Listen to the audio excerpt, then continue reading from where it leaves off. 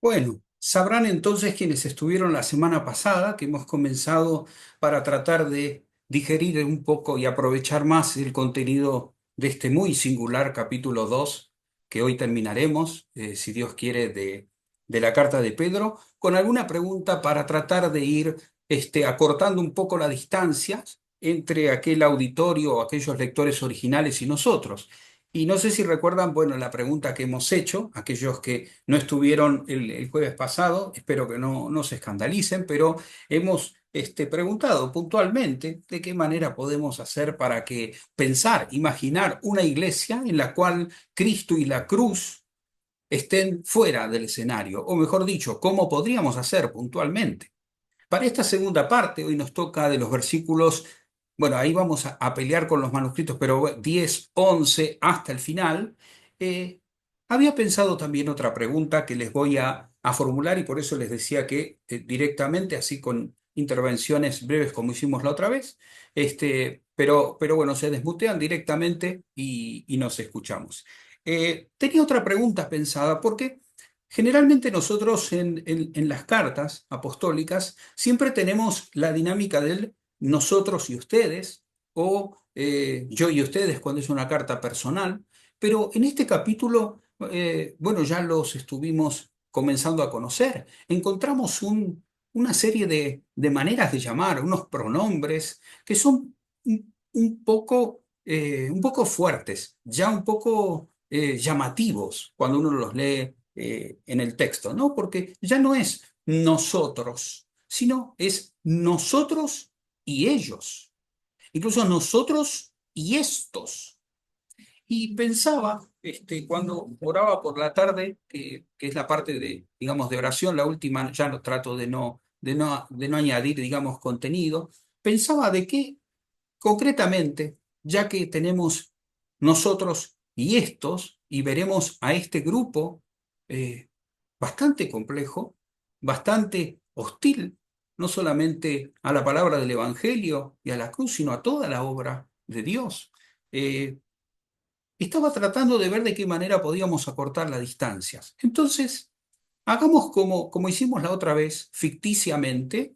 eh, Tratemos por un ratito de pensar qué pasaría o cómo nosotros podríamos en nuestra iglesia, en nuestra casa, en nuestra familia, en nuestra escuela, en nuestro lugar, en nuestro día a día, nosotros convertirnos un poco en estos o en ellos.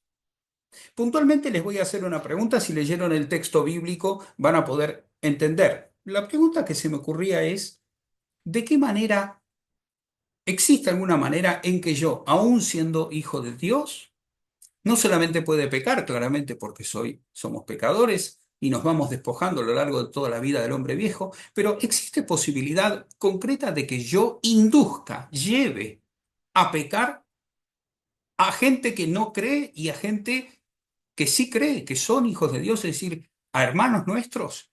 ¿De qué manera, y esta es la pregunta, de qué manera nosotros que nos reunimos todos los domingos y cantamos a una y alabamos al Señor en la vida práctica concretamente, por medio de qué acciones puede darse la posibilidad de que estemos tratando de llevar a otros a apartarse del Señor, a apartarse de la palabra de verdad?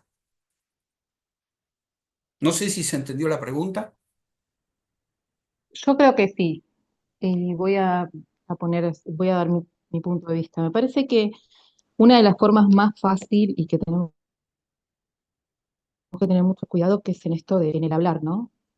O sea, en el murmullo. Me parece que muy fácilmente en el hablar y el mentar podemos no solo estar pecando nosotros, sino que arrastrar a alguien.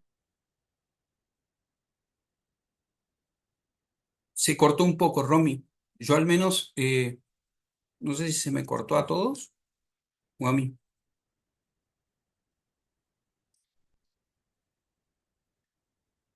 Eh,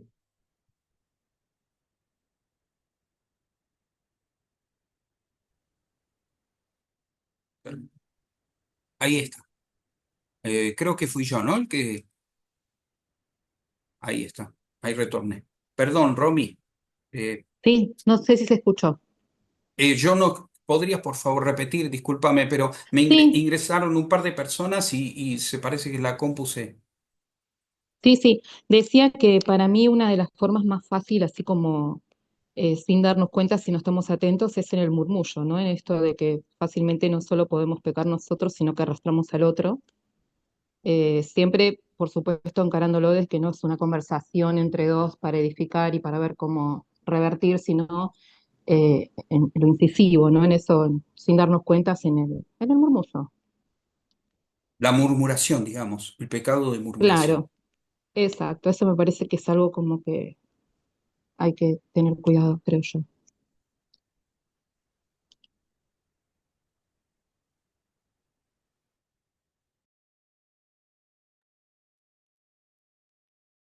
Desmutéense, o sea, pónganse, activen el micrófono y directamente participan.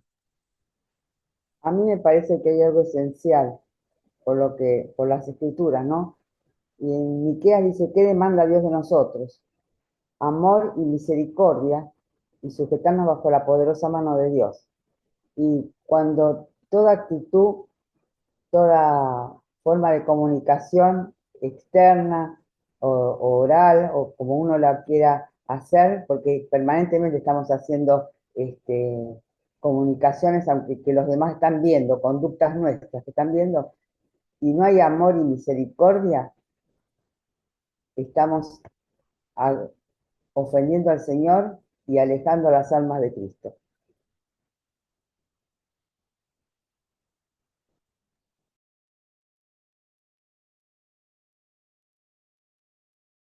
¿Quién da más?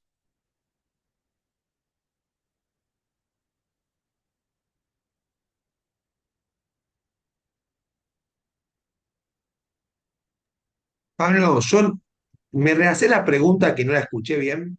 Sí, ¿cómo podríamos hacer nosotros para provocar, seducir, inducir, hacer que personas no creyentes y personas que son hijos de Dios pequen?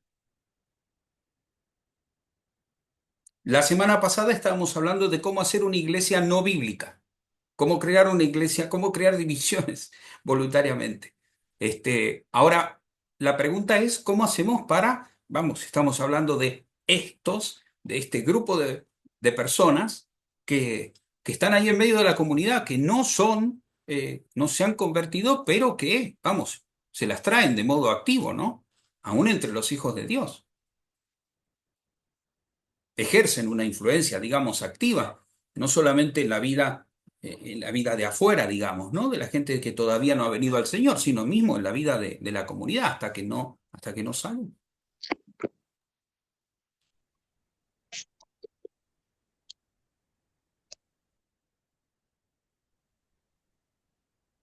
Pablo, Iba- sí, Jesús acusó a los fariseos de que muchas veces daban mandamientos de hombres. Esto es una de las cosas uno de los errores más grandes que podemos cometer, dar mandamientos de hombres.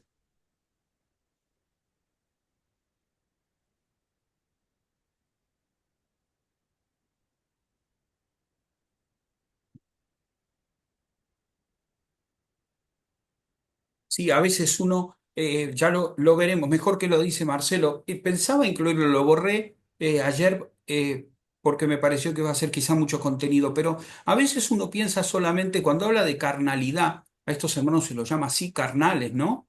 A estas personas son estrictamente carnales, algunos hablan de naturales, aunque se resulta un poco chocante, pero bueno, digamos, son personas que no...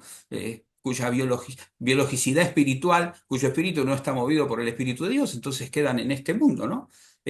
Digamos, tienen una perspectiva eminentemente terrenal.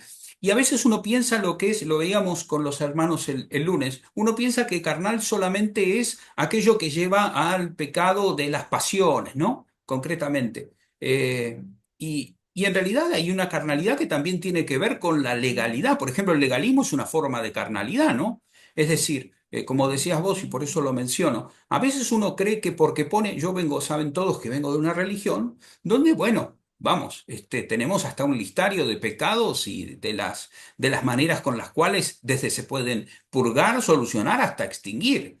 Bueno, esas estructuras legalistas son estructuras carnales, vamos, y son también estructuras de pecado, en cierto sentido, ¿no? Porque vamos, lo que no es, lo que no lleva a Dios nos aparta de Dios. Eso veíamos un poco la semana pasada, ¿no? De abandonar esta dialéctica de soy hijo de Dios, pero a su vez piso medio pie en el mundo, ¿no? Sabemos que, bueno, estas ambigüedades terminan casi siempre, o no siempre, mal, o en el fondo revelan que uno todavía no se ha convertido de corazón al Señor, que es la clase de personas de la que vamos a hablar esta noche, ¿no? No confundiendo con aquellos que, a los cuales Pedro quiere advertir, que mejor mantenerlos lejos. Gracias, Marcelo, por eso sí.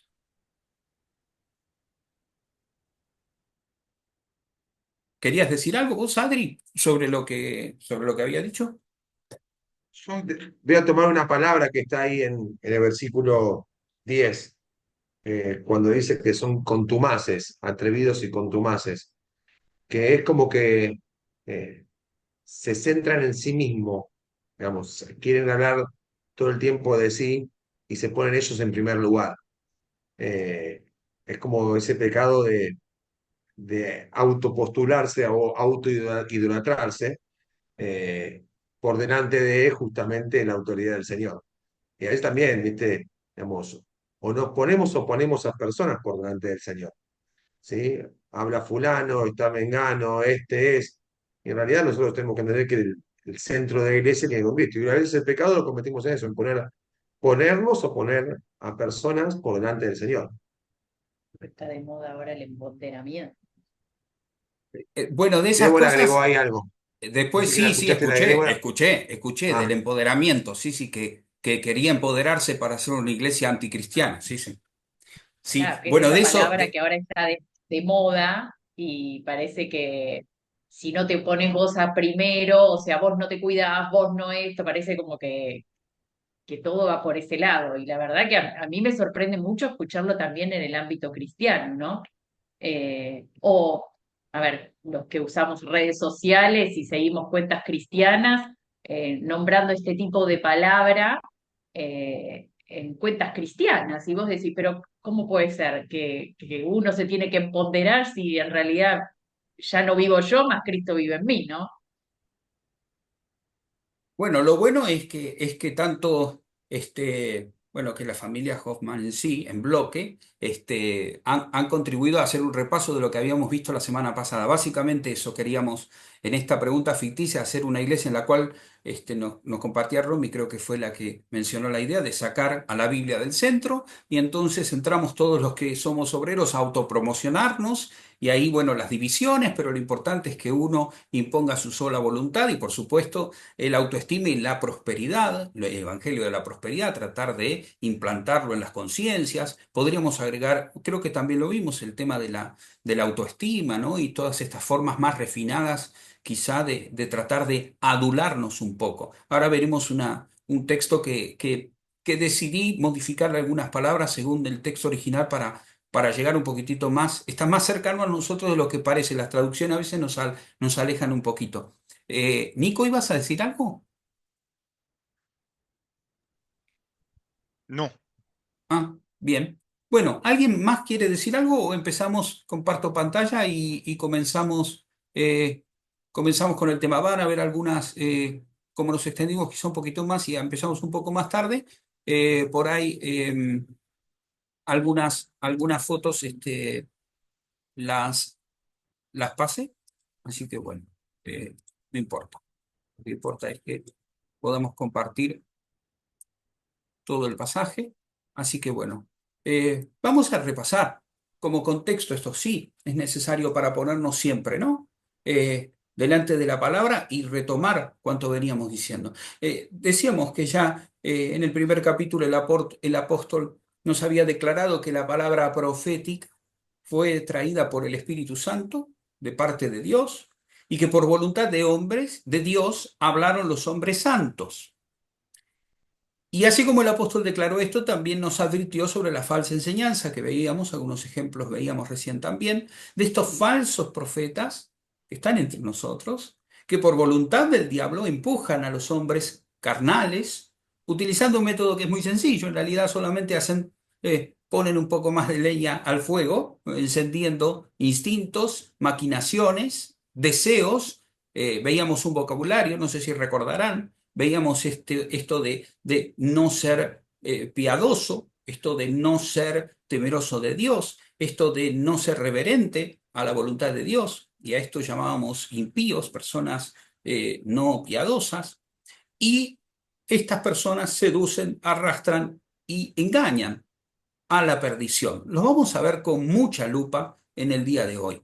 Es decir, vamos a tratar de ver un adelanto del final de los que, y miren la frase que acabo de poner, porque se me vino a la mente esta frase. Casi la estaba, no había pensado, pero sé que es una frase que utilizamos también nosotros en sentido positivo. Aquí lo puse por eso con una comilla simple. Un adelanto del final de los que aceptaron con su corazón o en su corazón al mundo y lo tomaron como un escape personal. O sea, hay personas que sí, por supuesto que es irónica la expresión, ¿verdad? Nosotros hemos aceptado a Cristo en nuestro corazón y eso nos ha cambiado la vida, nos ha transformado la vida y por eso llevamos y andamos en vida nueva. Pero hay muchas personas, vamos, que han aceptado, eh, algunos siguen aceptando, otros lo aceptaron después y se vertieron, entonces ahí se evidenciaron no siendo, como diría Juan, no siendo de los nuestros, como diría Pablo, veremos enseguida, no siendo de los nuestros, sino que hay personas que le abren las puertas del corazón de par en par al mundo. Y estas personas, como veíamos la semana pasada, como el trigo y la cizaña, también todavía están en medio de nosotros, forman parte de lo que llamaríamos esta cristiandad en general. Entonces, de estas personas vamos a hablar, de personas corazón de mundo, para decir de alguna manera. Son personas, versículo 10, para retomar, veremos el versículo 12, son personas, literalmente es atrevidas, pero es temerarias. Temerarias, es una palabra que es un poco antigua, pero vamos, lo que hacen y dicen da temor, da pavor, nos hace salir rajando. Y son agrandados, literalmente, son autocomplacientes. Son personas que buscan su propio placer. Y en esto también buscamos, como decíamos la semana pasada, hay muchas maneras de buscar aprobación, de buscar también complacencia, no solamente para uno, sino también de parte de los demás. No solamente las cosas que por ahí buscamos a veces, estas ganancias que veíamos la otra vez, no siempre son de carácter material. A veces también ganamos para nuestro propio ego, cuando de hecho nos autopromocionamos, cuando quizá no nos damos cuenta, pero nos encontramos buscando la aprobación o el aplauso de los demás. ¿Qué estamos haciendo? Sino de alguna manera comportándonos conforme a la carne. Pero bueno, estos no tienen miedo de decir cosas malas, no temen decir mal de las potestades superiores. Mientras que los ángeles como ejemplo supremo de las potestades superiores, que son mayores en fuerza y en poder, no se atreven a un juicio de maldición, traduce Casiodoro de Reina, pero es blasfemo, o sea, un juicio blasfemo. Veíamos esta palabra también la semana pasada en el vocabulario que vimos y que les mandé. Ahora, ¿esto lo hacen cómo? ¿Esto lo hacen a escondidas? ¿Esto lo hacen? No, esto lo hacen en presencia del Señor. Esto es tremendo, en presencia del Señor. Es decir, es como que si en su propia cara lo hiciera.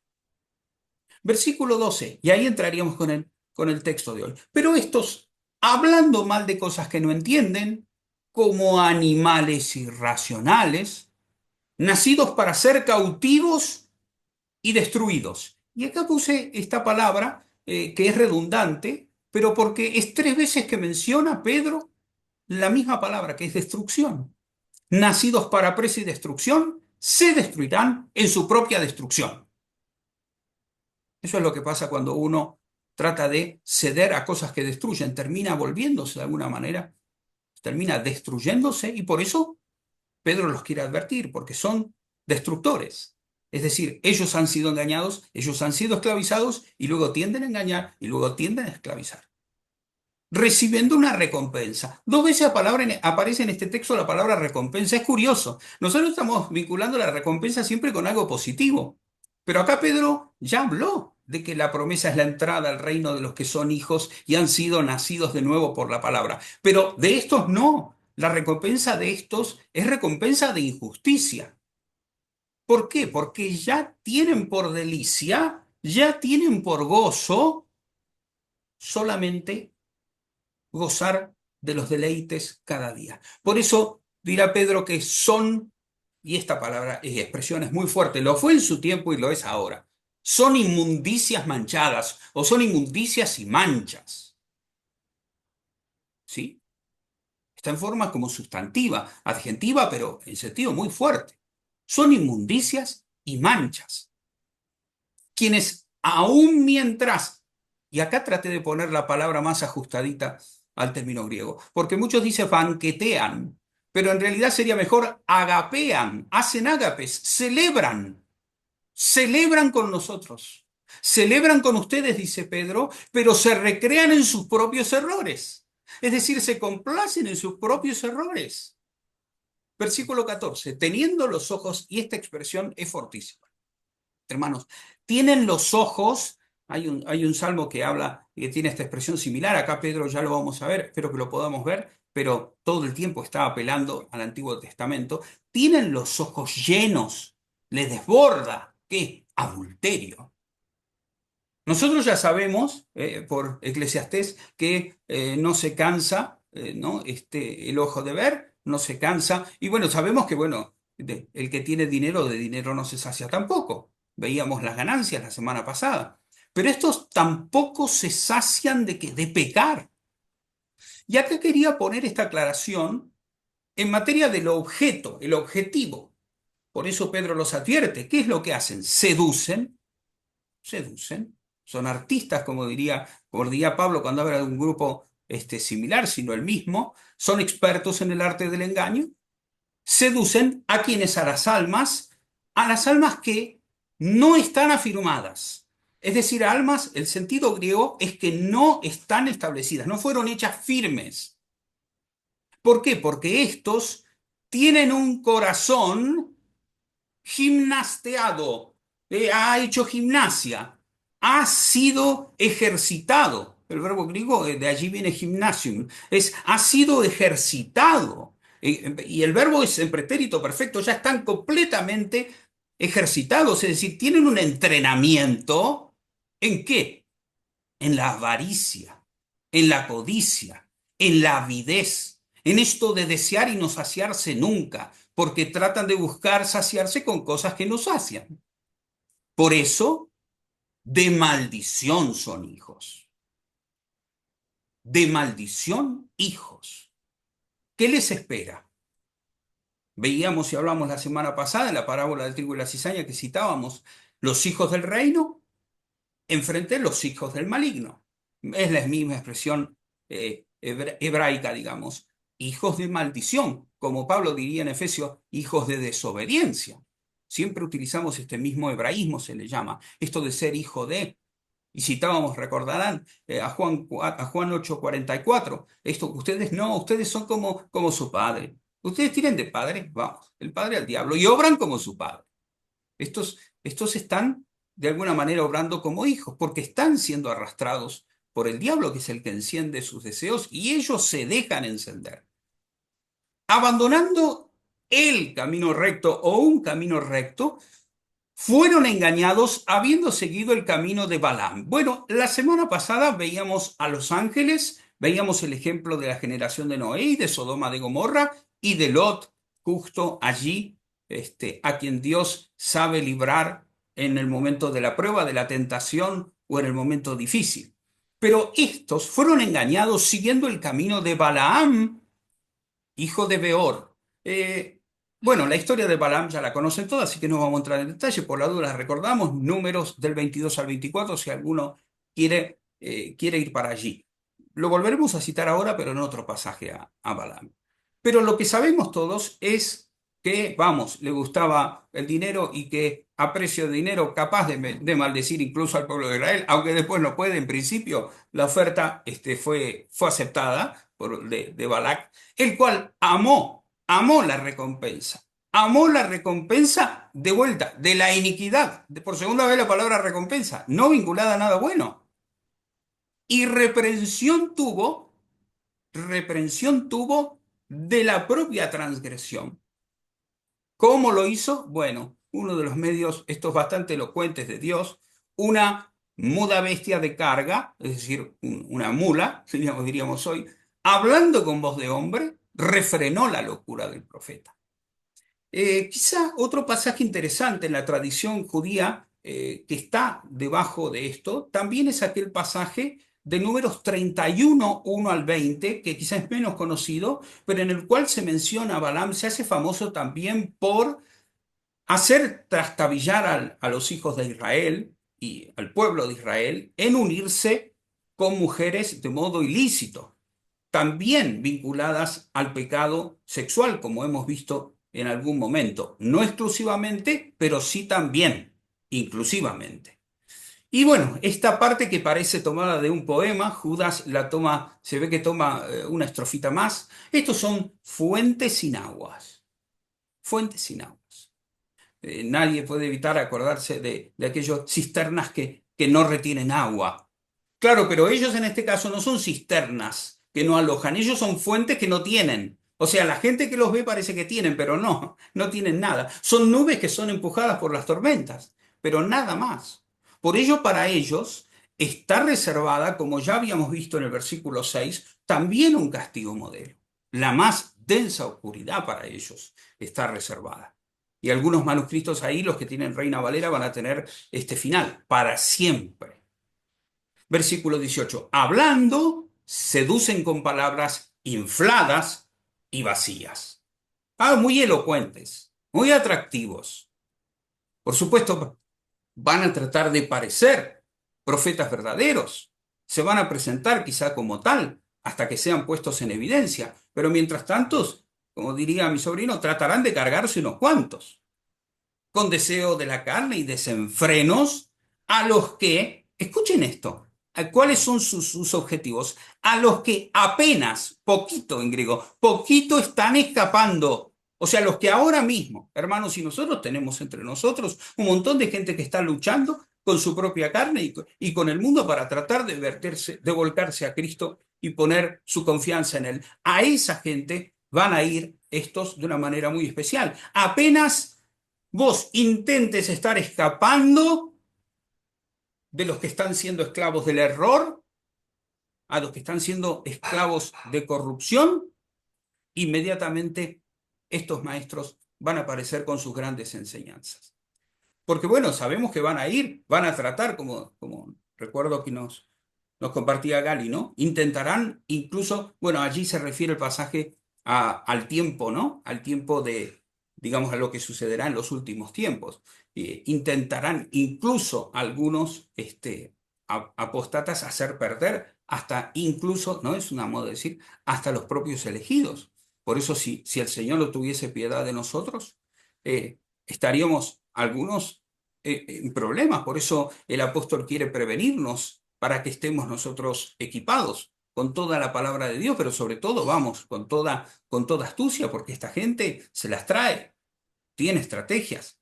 Es gente que está muy entrenada en pecar y está muy entrenada en hacer pecar a los demás, en hacer caer a los demás. Nosotros somos unos pichis frente a algunos. Bueno, en realidad, quizá, como diría Pablo, podríamos decir, también nosotros éramos quizás así en otro tiempo, cuando éramos dominados por el príncipe del aire, ¿no? Vamos, en el caso mío, no debería ser tan impersonal, disculpas. Versículo 19, les prometen libertad. Hermanos, les prometen libertad. Y sí, claro. Sí, sí, igual que allá en Génesis 4, 3, 4, ¿no? Sí, libertad. No, ¿cómo que les prohibió? Todo. No, no, en realidad prohibió uno solo, un solo árbol le dijo que no podía. Después el resto podía todo. Pero bueno, van con esto de la libertad, suena apetecible el discurso. Recién Débora mencionaba el empoderamiento. Vamos, la libertad también es apetecible como algo, no importa, pero que bueno, seamos libres, sí. Pero el problema es que prometen libertad. Pero fíjense, ellos mismos están siendo esclavos de corrupción. Y acá está preciosa, este precioso proverbio. Porque por quien alguien ha sido vencido, por este ha sido esclavizado. Claro, estos han sido vencidos. Sí, empezaron quizá coqueteando con el mal, pero luego, vamos, el mal los venció. O sea, no es el mundo, el mal, el diablo, vamos, que no son pichis. Tienen muchísima estrategia y recursos para poder vencer a aquel que está o que no está firme o aquel que todavía no ha podido llegar a Cristo, no ha querido llegar a Cristo o dilata llegar a Cristo. Versículo 20, porque si ellos, si estos, no quise poner estos, pero si estos, también se puede traducir, habiendo huido o habiendo escapado de las miasmas, que existe en español, por eso lo digo así, son contaminaciones, pero fíjense, lo busqué en el diccionario, lo tengo acá anotado, un miasma es una palabra vieja, ya saben qué es, los que son profes la habrán escuchado en geografía y otros, pero bueno, voy a decir lo que dice la Real Academia, que es más cortito. Es un efluvio maligno que, según se creían, desprendía los cuerpos enfermos, las materias corruptas o las aguas estancadas. ¿Y por qué lo menciono esto? Porque todo esto tiene el peso de lo que han huido estos. Han huido, fíjense qué tremendo esto. Y fíjense qué estado de la cuestión, hermanos. Por eso son temerarios. Por eso es para temer esta situación. Ellos han escapado de todo esto del mundo. Por eso vamos a entender la sentencia final. Ellos han escapado de todo esto. Porque conocieron algo del Señor nuestro. Del Señor nuestro. Y ya Pablo dice, ya Pedro dice, nuestro. No dice de nosotros. Dice el que es nuestro Señor. O sea, algo conocieron del Señor. Ya han empezado a escaparse de las contaminaciones del mundo. Pero se enredaron, se involucraron de vuelta. Se involucraron de vuelta. Otra vez en ella, por eso, son vencidos. La misma palabra de vuelta. Y su estado último llegó a ser peor que el primero. Versículo 21. Porque mejor para ellos, para estos, hubiera sido no haber conocido el camino de la justicia. No haber conocido. Que después de haberlo conocido, volverse atrás. Volverse atrás. Hipostrepsai, volverse atrás. O sea, retroceder. O sea, no llegaron, ¿eh? No confundamos, ¿eh? No confundamos con los que han nacido de nuevo. Lo veíamos la semana pasada. No, no, no. Empezaron a acercarse. No llegaron, pero dieron marcha atrás. Como si fuera en el camino. No llegaste todavía a la meta. ¿Pero qué haces? Pones reversa, vas para atrás. O sea, retrocedieron del santo mandamiento que sí le fue dado. Conocieron algo de la palabra de verdad, pero en cuanto la escucharon, recularon. Por eso les pasó a ellos lo del proverbio cierto, lo del proverbio verdadero. Y es fuerte la comparación. Es fuerte porque es fuerte la realidad, hermanos. No porque Pedro sea malo, porque sea exagerado, porque sea... No, no, no. Es tremenda, es pavorosa esta situación. El perro, que era un animal impuro igual que el cerdo, el perro se vuelve a su vómito. ¿Se vuelve a qué? A su vómito. A mirarlo como apetecible como comida. O sea, no es la comida, es la comida vomitada. Lo vuelve a mirar. O sea, ¿lo devolvió? Sí, lo devolvió. ¿Por qué? Porque nunca lo asimiló. Y esto es lo que tenemos que tener claro. Acá no está hablando de la gente que ha nacido de nuevo. Está hablando de, digamos, de una clase de apostasía, como algunos piensan. No, no, no. Estos hermanos ni siquiera llegaron a asimilar la verdad, les quedó acá como en el tracto digestivo a la mitad, pero la vomitaron. Es decir, se parecen que como la chancha, como una cerda que se limpió, y suena fuerte porque es fuerte, una cerda que se limpió y se vuelve a reboncar en medio de la podredumbre, en medio del cielo. Ahora, lo que yo había pensado, justamente hablando en las otras oportunidades sobre las relaciones que hay entre otras cartas y otros textos, es tratar de mirar a estos a estas personas, a estos, pero acompañado con una clave sapiencial. Yo mismo estaba preparando esto y fui a este proverbio, es Proverbios 26:11, que lo veremos después al final. Pero me di cuenta que en realidad Pedro tiene en mente todo el tiempo el capítulo 26 de Proverbios. Fíjense, vamos a hacer un texto comparado y vamos a buscar la relación. Vamos a mirar en la columna, bueno, izquierda o derecha, no sé cuál será para ustedes, pero Proverbio 26, versículo 27. ¿Alguno se anima a leerlo, si lo puede ver bien? El que cava el foso, en él se cae. Al que empuja la piedra lo aplasta. ¿Leo el de Pedro también? Sí, pero pará, déjame ver eso, déjame pensarlo Dale. de vuelta. Es el que cava el foso, en él se cae. Al que empuja la piedra lo aplasta. A ver si, por favor, dale con Pedro. Son una vergüenza y una deshonra, pues mientras comen con ustedes se solazan en sus propios placeres. Su mirada está cargada de adulterio, no se cansan de pecar, seducen a los pusilánimes, su corazón está habituado a la codicia. Son hijos de maldición. Bueno, explicaba la otra vez, ¿no? La palabra, no, el lunes fue, cuando estábamos allí en la iglesia. La palabra pusilánime, pusil, en latín, pusilánime, viene de animus, ánimo, que está flojo. Claro, a esas personas se las puede tratar de quebrantar, ¿no? Aquel que está firme y anclado en el Señor no está con un ánimo débil o fácil de poder mover y quitar de lo que es su centro. Pero estos tienen pusilanimidad, palabra un poco rara, pero que en realidad no es más que eso. Personas que tienen el ánimo flojo y que pueden ser removidos de su lugar, ¿no? Ahora veamos este proverbio. Seguimos con el mismo capítulo, en la misma página. Los labios seductores y el corazón malvado son una vasija de barro bañada en plata barata. Bueno, El que odia, vamos ahí. La traducción es de la Reina Valera contemporánea, claro. Pero está bien, ¿no? Los labios seductores y el corazón malvado son una vasija de barro bañada en plata barata. Claro. Hay que conocer la plata buena y pues entenderemos bien este proverbio. Yo no estoy cualificado, pero bueno, entiendo más o menos el sentido, ¿no? Una vasija de barro es una vasija de barro, se rompe de nada. Pero si la baña en plata no solamente aparenta bien, sino que además la fortalecen un poco. Algunas estatuas en una iglesia que conozco hacían eso. Algunas imágenes que eran de barro muy antiguas, del año 1600, 1700, las revestían de oro, de plata, para que también con el tiempo puedan persistir, ¿no? Y perpetuarse. Cínico. el que odia lo disimula con los labios, pero por dentro maquina el engaño. No confíes en quien habla con voz engolada, porque en su corazón hay 7 abominaciones. Están todas, son 7, sin número a la perfección, ¿no? Están todas las abominaciones. Sí, pero habla tan bien, sí, pero su boca es una abominación. O sea, es una abominación. Dice tantas abominaciones que su boca es directamente, como diría mi abuelo, una letrina, ¿no? En el sentido, bueno, con todos los sentidos que tienes. Ahí puse una flecha, pero lo de abajo lo vemos al final. Primero anda el proverbio, después anda Pedro y después vas al final. Porfa. Listo.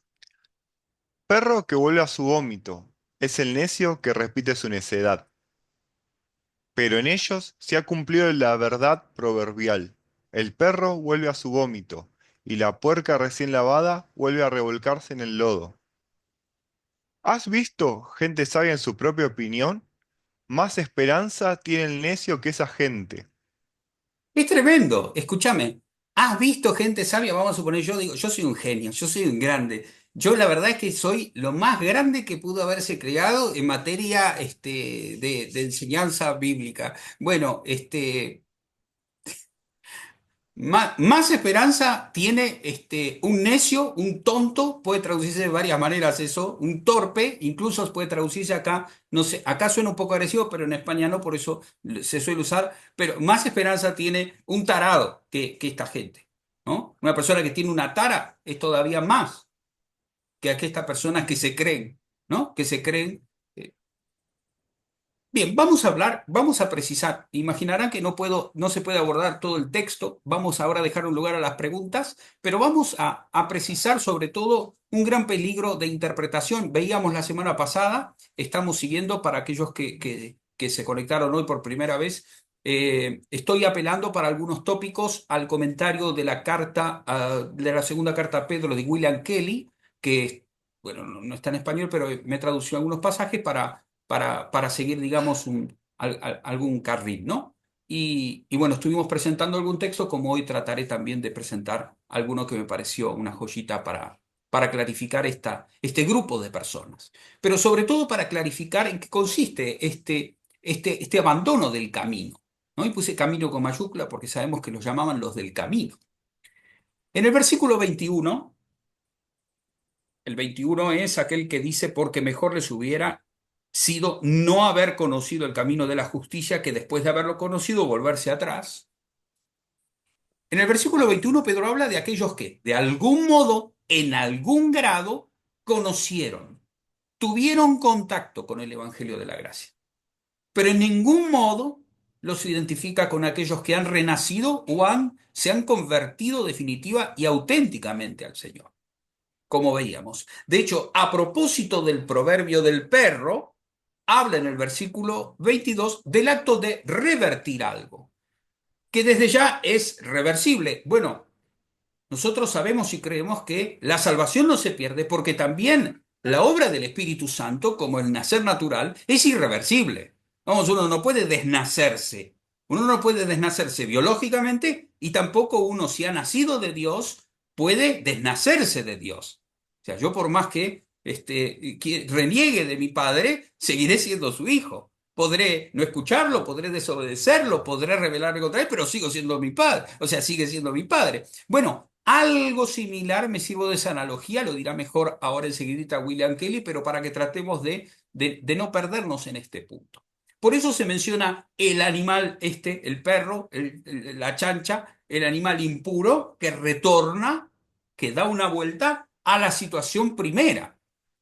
Y entonces se me vinieron dos pasajes a la mente que quería compartir con ustedes, que también están alineados en este mismo sentido. Uno, a propósito de la cena, a propósito de cuando nos reunimos como iglesia del Señor. Algunas divisiones ya veíamos la semana pasada, cómo crear división veíamos la semana pasada.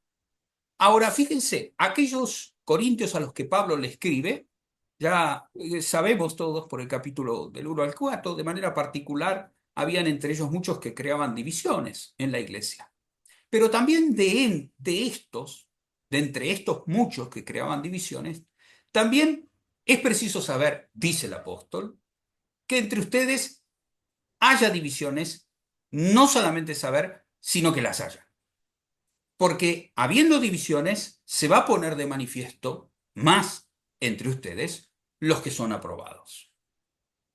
Parece este versículo está como al final de un pasaje largo y uno como que lo pasa a veces bastante rápido, pero es en realidad el versículo que introduce a lo que viene. Hermanos, es preciso que entre nosotros haya divisiones. Nosotros no conocemos cuáles son los propósitos de Dios. Nosotros no somos quien para juzgar y como adelanta Pablo en 1 Corintios 4:5, cuando sea el final, el Señor pondrá en evidencia lo que hay en el fondo del corazón de los hombres. Mientras tanto, a nosotros no nos está permitido juzgar. Nosotros anunciamos la palabra y mientras tanto nos cuidamos. Con temor y con temblor nos ocupamos de nuestra propia salvación.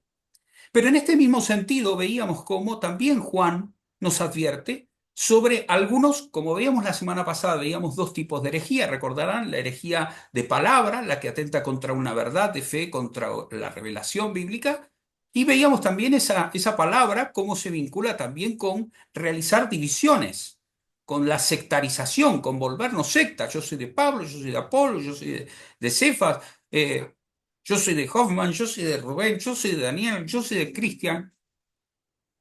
Ahora, claro, ¿qué pasa con aquellos que producen división? Con aquellos que finalmente se evidencian como no aprobados. Bueno, aquí es el contexto y no, hermanos queridos, es importante que esto le pongamos, no le puedo poner negrita ahora para no estropear el cartelito, pero es importante que le pongamos negrita en nuestro corazón. No se está hablando, en este caso, de dejar de congregarse. No cometamos la garrafal tragedia de creer que nuestra congregación, o porque nos congregamos los domingos, o todos los que nos congregamos los domingos, en realidad somos los que estamos con nosotros. Usted dirá, pero claro que no, es obvio eso. Sería para mí obvio si hace 2 semanas no hubiera tenido la conversación con un hermano que vive en Portugal, que está en una iglesia de una denominación muy importante, muy conocida, que firmó un pacto de membresía con la iglesia y que luego de irse prácticamente le leyeron este versículo y el pastor prácticamente le parafraseó esto. Entendemos que te vayas de nosotros, pero tenés que reconocer que en realidad nunca fuiste de nosotros. No, esto es una burrada, esto es una herejía práctica, esto es una herejía en sentido estricto, porque Juan de lo que está hablando acá son de los anticristos, es decir, aquellos que niegan que Jesucristo es el Señor, es decir, que Jesucristo es Dios venido en carne. Por eso dice, primera carta de Juan, capítulo 2, versículo 19, salieron de nosotros. Sí, claro, salieron de nosotros, pero no eran de nosotros, porque si hubiesen sido de nosotros, habrían permanecido con nosotros, pero salieron para que se manifestara que no todos son de nosotros. De esta misma manera y en esta misma perspectiva, y con esta cita de William Kelly terminamos, porque así nos quiere William Kelly mostrar esto que llamamos la apostasía, tanto la mencionada en el capítulo 4 de la primera carta a Timoteo, como aquella que le da directo al meollo, Kelly, o yo al menos busqué la cita que lo hiciera, del capítulo 6 de Hebreos, donde también se habla de algunos que gustaron, y sin embargo terminaron, saliendo. Dice, le pido, ahora sí, pido ayuda a Adrián, que sé que tiene un piloto automático eximio, que me pueda leer esta cita de Kelly. Te voy a ir pasando, por favor. Podemos observar provechosamente que Hebreos 6, al repasar los muchos y grandes privilegios de estos falsos profesantes, no dice más de lo que dice Pedro sobre un haber nacido de nuevo o de Dios. Tampoco dice más sobre un haber sido sellados por el Espíritu. Aquellos tenían un conocimiento exacto de la revelación cristiana y del don especial en su poder singular. La mente y el sentimiento pueden llegar lejos en la apreciación de las maravillosas obras de Dios y la belleza moral y la gracia de Cristo. En todas las escrituras que se mencionan los hombres naturales, se tienen el máximo cuidado. Se deja de lado lo relativo a la comunicación de la vida eterna, la naturaleza divina o el arrepentimiento para vida. Esto implica una auténtica autocondenación ante Dios, un abrumador sentido del pecado a sus ojos, de ruina moral total, al punto de necesitar absolutamente la gracia soberana, pero nunca se encuentra excepto en aquellos engendrados por Dios. Sin embargo, aparte de ella, esta gracia, ¿qué hay que el intelecto no pueda apropiarse, disfrutar y proclamar? Dentro de poco viene la prueba que solo la vida que es en Cristo, con el poder del Espíritu, puede resistir. En efecto, Satanás, a estos no renacidos, toca y domina de tal modo que su alejamiento de Dios se hace más evidente y completo. ¿No se recibirán ellos el salario de la injusticia? ¿Puede haber algún modo de vida más alejado de Cristo que el de estimar el lujo efímero como placer? Él nunca buscó agradarse a sí mismo, sino que en todo hacer la voluntad de su Padre. ¿No llamó a los suyos a escuchar su voz y seguirlo? ¿No sufrió por nosotros, dejándonos un modelo para que sigamos sus pasos? Gracias, Andy. Bueno, con esa pregunta final está la vinculación entre la primera carta de Pedro y la segunda carta de Pedro. Es intencional, por supuesto, para mantener la tradición epistolar y del mensaje. Pero bueno, de paso ya pregunto, y con estas preguntas pregunto, quedamos así, porque luego si Dios nos acompaña, tendremos la semana que viene el capítulo 3 donde se recapitula un poco esto y se avanza un poquito. No quiero terminar yo adelantando todo. Vamos a ver. Quiero saber si hay alguna duda, tanto sobre la cita de Kelly. Traté de que la traducción, a lo último, hacer algunos énfasis, a ver si era del todo clara. Digamos, pero igualmente quiero saber si queda o persiste alguna duda de los contenidos, digamos, que hemos visto hoy, para luego pasar a si alguno quiere hacer algún comentario.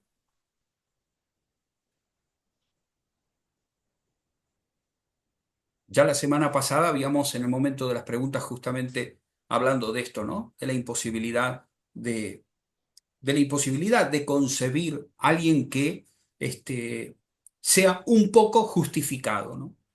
El lunes ponía el ejemplo, una hermana me preguntaba y ponía el ejemplo en la iglesia, ¿no? En sentido técnico, es decir, la justicia que es imputada por gracia mediante fe sobre mí y que es la que me convierte en hijo y va a hacer que yo cuando entre al cielo el Padre vea a un hijo y no a o sea, a un hijo de Dios, dijo, a un hijo suyo, no una criatura imagen, sino a una imagen criatura, imagen de su hijo, en lo que haya podido el Espíritu Santo hacer el tiempo que estuve aquí. Pero digo, no voy a estar en el cielo más justificado de lo que voy a estar aquí. Sí voy a estar glorificado, pero eso es otra cosa. Pero no voy a estar más justificado.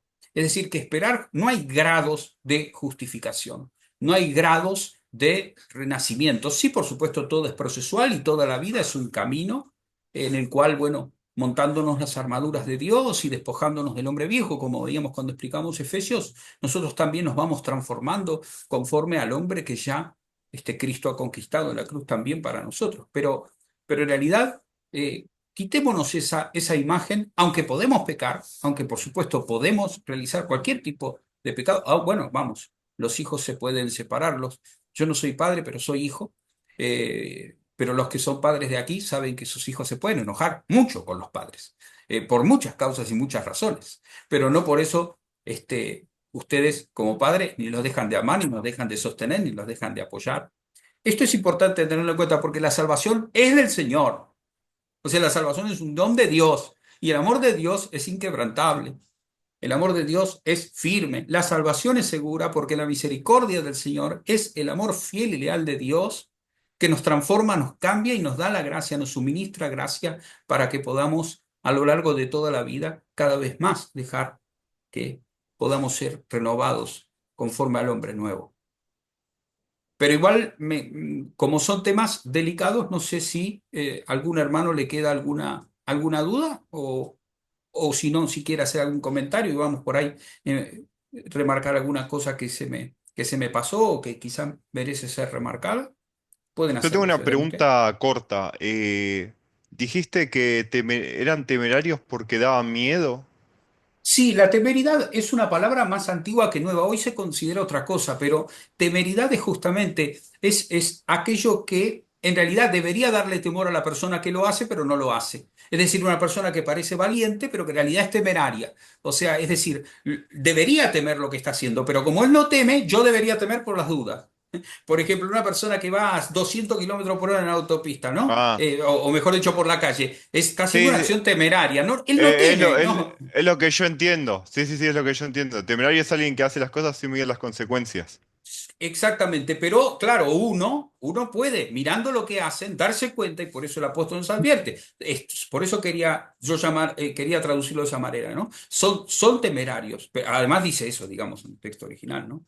Este, producen cierto pavor, deberían, y si no nos producen este tipo de, digamos, de escozor, de pavor, deberíamos sintonizarnos quizá más, digamos, más, pegar más nuestro oído a la palabra de Dios, porque quizá nos esté faltando a nosotros mismos gustar más de la palabra de Dios y del santo mandamiento y de la vida nueva y de la gracia para poder sentir asco por el pecado y no querer pecar.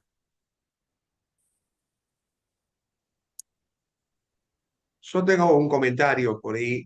Es interesante ver justamente lo que refleja la porción que leíamos. Hay un concepto vago en la mente de las personas cuando llegamos a la iglesia, que es pensar que la apostasía está fuera de la iglesia. Y lo que presenta en la porción justamente es que está ese entorno apóstata dentro de la iglesia. Es una cuestión interesante. Ese apóstata es que se fue.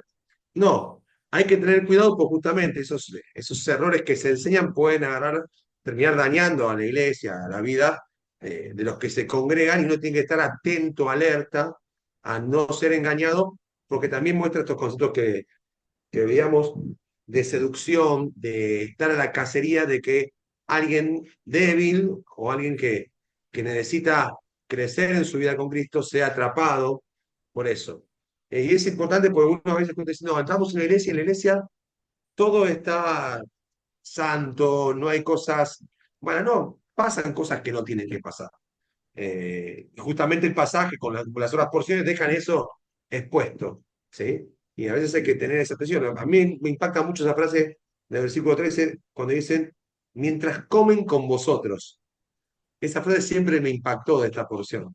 Dice, en el momento que están compartiendo el ágape, la celebración, mientras que ustedes están comiendo con ustedes, pasa esto. Esa frase a mí me choca, como si como ahí está la apostasía, sí, ahí puede estar esa situación, por lo cual uno tiene que estar atento, alerta, cuidando, ¿sí? Que la luz de Cristo crezca en medio de la congregación para evitar, ¿sí? Estas situaciones. Pero bueno, es un pasaje que siempre me deja esa cuestión, instala esa situación. Muchas veces escuchamos hablar, el que se fue apostató de la fe. No, por el que está sentado está negando la fe, está, digamos, no caminando con Cristo y hay que rápidamente centrar la mirada en Cristo para corregir eso. Marce, estás muteado, Marce. No te escuchamos, Marce.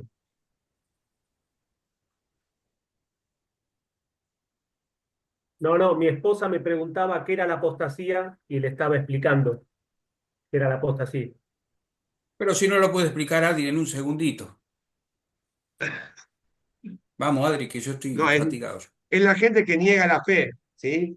Que empieza justamente a apartarse del camino. O sea, que él se apartó del camino. Pensamos justamente afuera de la iglesia. Y lo que deja la porción explícita es, ojo, que sentado en la iglesia hay gente que puede estar apartado de caminar con Cristo. Eso es lo loco que deja el pasaje instalado. A ese concepto falso que a veces también escuchamos. No, aquel se fue, ese se apartó. No, por ahí está sentado y está apartado. No hace falta retirarse de la congregación, porque tiene que ver con el corazón que busca a Dios o no. Y eso justamente ahí, este concepto que también decía Pablo, la salvación es algo de Dios, es algo de Jesucristo, no la otorga la iglesia.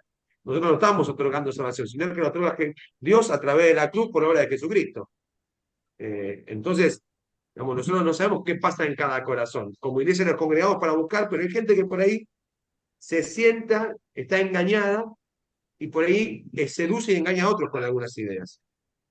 Y no hay gente que está en el mundo, como diríamos, está allá lejos, está sentado.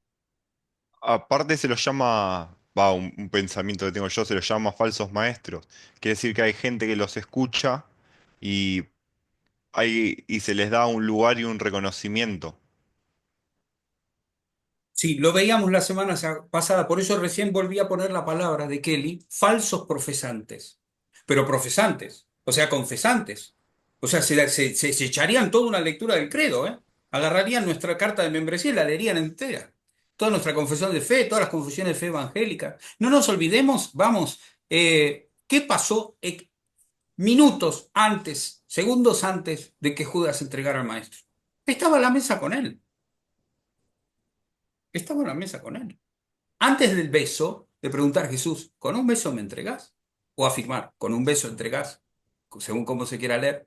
Antes de eso, le da el pan, le da el bocado. Y el bocado, dicen algunos, de la amistad o no, pero bueno, está en un contexto de mesa, está en un contexto de celebración, ahí de celebración pascual, pero es de un contexto de comida. Es bastante fuerte. Por eso la semana pasada veíamos y pensábamos en de qué manera, ¿no? Nos quedamos con esta primera parte que Adrián nos está volviendo a poner en mente, ¿no? Y con justicia porque lo amerita. Esto de mirarnos a nosotros mismos. La parábola del trigo y la cizaña no describe, la cizaña no son los que están digamos, en el mundo totalmente alejado de Dios, que viven apoltronados en su pecado. No, no, no. La parabolita nos habla a nosotros, de nuestra iglesia. Habla de lo que llaman la cristiandad, digamos, ¿no? Algunos hacen la diferencia en el cristianismo y la cristiandad, ¿no? Cristiandad como todo el periodo histórico, incluso la apariencia exterior, y el cristianismo como ya una respuesta del corazón y una pertenencia a la iglesia. Guarda, se puede estar afuera y de alguna manera se puede estar con el corazón en el Señor, y se puede estar adentro y se puede estar con el corazón. Apostasía. Apostasía viene del griego apo, es fuera al costado, y stasis es estar. Y con el corazón estar fuera del Señor. O sea, estar descentrado, como digamos la semana del Señor. La semana pasada, tener el corazón totalmente descentrado, fuera del Señor, gravitando en otro lugar. Pero vuelvo a decir, confesaríamos mil veces que, entre comillas, que creemos en el Señor, que somos iglesia, incluso hasta quizá mucho, y esto es lo que confunde, y por eso Pedro lo sabe y advierte, porque los falsos profesantes, muchos de ellos también, no es que, bueno, los llaman falsos maestros, o sea que enseñan. O sea, son falsos profetas, además, aparentes sostenidos por profetas. O sea, no dice son aquellos que están callados en el fondo y que pasan desapercibidos. No. Por eso, como veíamos la semana pasada, uno que a veces recibe o siente que tiene de parte de Dios un llamado a enseñar, tiene que temblar, recibir el don con temor y temblor. Por eso, en la medida en que uno deja, como dice Isaías 66, dos de temblar, de humillarse, temblar y quebrarse ante la palabra, se guarda. Nosotros tenemos que, dice, ¿no? El apóstol, que seremos juzgados con mayor severidad. Yo por eso mejor ese pasaje lo dejo a un costado, pero no porque no lo quiero leer, sino porque ya, si no, la verdad es que hay que ver si a veces uno se atrevería a poder hablar con tanta resolución, ¿no? Pero sin ninguna duda, de que tiene, como veíamos la semana pasada, este síntoma, ¿no? Como veíamos cuando Pablo se despide de los ancianos de Éfeso, esto de que llevarán, no solamente no perdonarán al rebaño, sino que buscarán hacer discípulos y llevárselos tras de sí, ¿no? Esto que veíamos al comienzo, ¿no? Lo de la autopromoción. O sea, nos daba una hermana que está por aquí, la semana pasada, la idea de sacar la Biblia del centro. Bueno, a veces podemos sacar la Biblia del centro, pero a veces también, sin darnos cuenta, podemos volvernos como autorreferenciales, ¿no? La gente no quiere escucharnos a nosotros y nosotros nos salvamos. No, y Pablo mismo dice, ¿no? Que Cristo tampoco, Pablo no murió por ustedes tampoco. O sea, nosotros no somos nada, somos solamente siervos por amor a Cristo, de ustedes, por amor a Cristo, y colaboradores de Dios. Nada más que eso. Pero, pero, pero bueno, sí. Bueno, ya me excedí, perdón. A ver si alguno más quiere agregar alguna cosa. A modo de cierre, lo que decías recién del trigo y la cizaña, un poco también la porción deja esto, más allá de la actitud de estos falsos profetas, es los resultados que tienen. Es decir, otra vez vuelvo a poner esta cuestión del fruto de la vida, es lo que da a conocer lo que la vida, o lo que está produciéndose dentro de esa vida. Y es, lo que dice claramente de estos es que están extraviados, perdidos, vamos, deja eso también expresado. Y vos decías recién el trigo y la cizaña, y yo me acordaba de un videíto, que está escuchando Aguada pidiendo agua, de un videíto que mostraba un campo sembrado y una persona de campo destacaba la diferencia entre el trigo y la cizaña, que son dos plantas muy similares. La cizaña, ¿sí? Lo que tiene es que su semilla a veces es hueca y no tiene peso, entonces queda erguida en el campo. En cambio, en el trigo, lo que hace, como la semilla tiene peso, la planta queda inclinada. ¿Y cómo hacen en el campo antes, o se distingue justamente es, las plantas de cizaña que quedaron erguidas son las que distinguen para arrancarlas antes de la cima y no mezclarlas? Justamente porque no tiene peso su vida es vacía, es hueca. En la estructura la planta es muy similar, cizaña y trigo. Vos la ves y parece lo mismo, ¿sí? Pero justamente el contenido del trigo hace que la espiga caiga y se diferencia de eso. Ese hombre emulaba y decía esta idea de que el peso en la vida espiritual hace que se incline ante Dios y adore. En cambio, la cizaña se mantiene erguida, ¿sí? Y es vacía. Ahí, ahí puse, ahí Son muy puse la similares. especie, ahí puse la especie Lolium tremulentum de la que existía en Palestina. Como verán, ahí está el trigo y ahí está la cizaña. Apáñense. Son Y lo más similares, pero cuando ya curioso, llega el momento de cosecha, en la cosecha del trigo cae por peso y se inclina, y la cizaña queda erguida. Que así se ve cuando es el momento de la cosecha.